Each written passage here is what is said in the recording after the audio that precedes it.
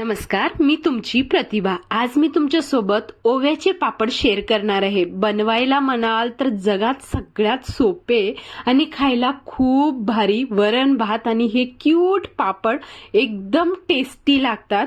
तर चला मग बनवूयात। आज आपण कुकरमध्ये बनवणार आहोत। तर जे ग्लास दिसलेले ना तुम्हाला व्हिडिओमध्ये, त्या ग्लासाने 1 ग्लास रवा घेणार आहे। तर 7 ग्लास पाणी घालायचं आहे आपल्याला।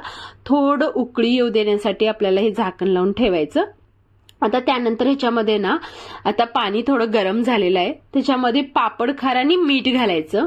आता तुम्ही बघू शकता आपोआप ते म्हणजे पाणी गरम असल्यामुळे विरघळून गेलं। आता पाण्याला चांगली उकळी आलेली आहे। एका हातामध्ये 1 ग्लास जे रवा घेतलेला आहे, कच्चाच रवा घ्यायचा आहे आपल्याला आणि ह्या लाकडाच्या चमच्यानं असं चांगलं गॅस बारीक करून आपल्याला पूर्ण रवा घालून मिक्स करायचं। गुठळ्या होऊ द्यायचं नाही, चांगलं असं मिक्स करून घ्यायचं।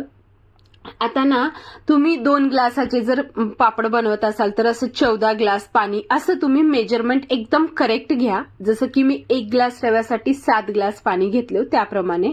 आता आपल्याला हे गॅस मोठं न ठेवता बारीक गॅसवर शिजून द्यायचं आहे। आता नाही ह्याच्यामध्ये आपण ओवा घालणार आहोत। जिरे वगैरे कोणते चिली फ्लेक्स किंवा मिरची पावडर मसाला कोणताच घालायचं नाही ह्याच्यामध्ये। आता ओवा घालायचं कारण हे फक्त ओव्याचे पापड आहेत। तर ओवा घातल्यानंतर सुद्धा चांगलं मिक्स करून घ्यायचं। असं थोडं चांगलं घट्ट झालं पाहिजे, जेणेकरून आपण हे ना तुम्हाला व्हिडिओमध्ये मी पुढे दाखवतेच हाताने घालणार आहोत, त्यामुळे चांगलं घट्ट करून घ्यायचं। चांगलं शिजेपर्यंत एक 8 ते 10 मिनिट लागतील। चांगलं बारीक गॅसवर शिजवायला ठेवायचं। आता थोडं खाली काढून ठेवू आपण आणि थोडं काहीतरी झापून ठेवा, नाहीतर वरी असं जाड थर येते रव्याला। आता काय करायचं, एक धोतर चांगलं पाण्यानं पिळून घ्यायचं आणि खाली एक शीट घालून त्यावर धोतर घालायचं, किंवा तुम्ही प्लॅस्टिकचे शीट सुद्धा घेऊ शकता। पण मी सजेस्ट करते की हेल्थ वाईज जर बघितलं तर चांगलं आपल्याला हे कॉटनचं कपडा असतंय किंवा साडी कॉटनची काही ओढणी घेऊ शकता तुम्ही। मी आता जसं व्हिडिओ दाखवत आहे त्याप्रमाणे हाताने असं छोटे छोटे घालू शकता। जर तुम्हाला हाताने चांगलं वाटत नसेल तर तुम्ही ना असं खाली दुधाचं पॅकेट राहते ना, त्याच्यामध्ये हे मिश्रण घालून कैचीने छोटंसं होल करून अशा प्रकारे तुम्ही घालू शकता। तुम्हाला जसं सोपं वाटतंय तसं घालू शकता। तसं तर ते हे तुम्ही मोठे पापड सुद्धा पळीनं बनवू शकता, पण हे ना छोटे असे ओव्याचे पापड तेलंगणामध्ये खूप फेमस आहेत, त्यामुळे ही रेसिपी तुमच्यासोबत शेअर केलेली आहे। नक्की एक वेळेस ट्राय करा तुम्हाला नक्की आवडणार आणि तुम्ही मला कमेंट करून नक्की सांगणार की किती सोपी रेसिपी आहे आणि ज्यांना पापड येत नाही ते सुद्धा आरामानं बनवतील। आता सगळे पापड घातलेलं आहे, 1 दिवस फॅनच्या खाली ठेवलेलं होतं।